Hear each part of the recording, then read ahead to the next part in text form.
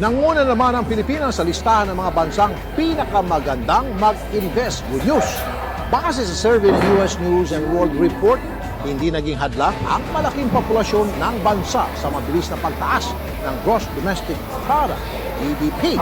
Maganda rin daw ang pasok ng pera dahil sa remittances at lumalagong tourism industry.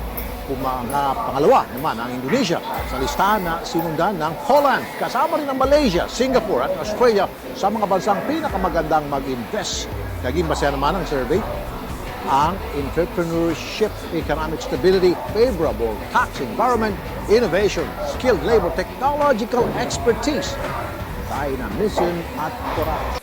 So, si Rafi Tulfo, ganun din. Hinanap ko yung Rafi Tulfo dati. Ha? Mga kababayan? Nasa matino pang pag-iisip mga taong ito.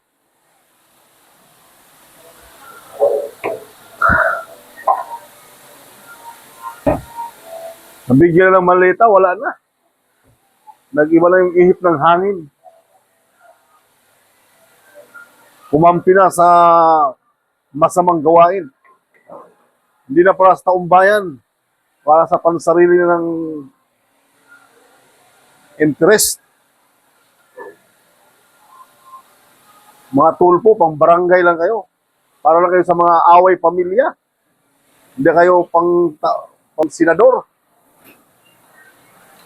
Away pamilya lang kayo, no?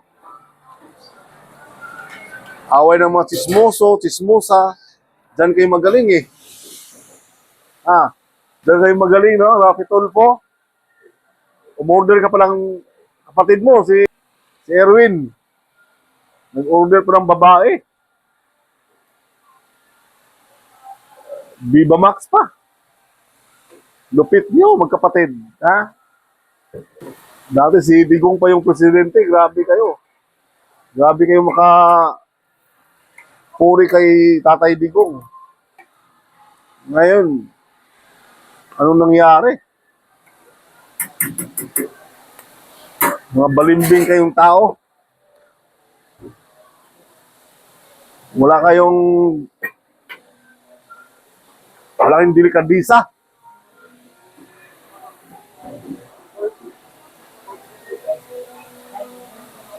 Tumakbo kayo senador. Sarili nilang iniisip nyo. Kaligayahan, pera, travel. Tapos ngayon, gagamitin mo pa yung mga OFW. Utot mo, Rafi Tulfo. Hindi ka naman nanalo. Tandaan mo yan. Uplok ka.